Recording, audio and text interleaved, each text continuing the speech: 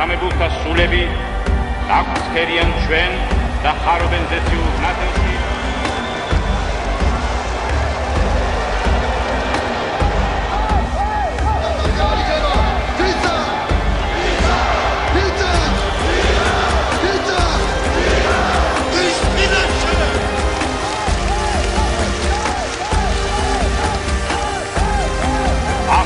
ნება ქართველი ერისა გაუმარჯოს დამოუკიდებელ საქართველოს.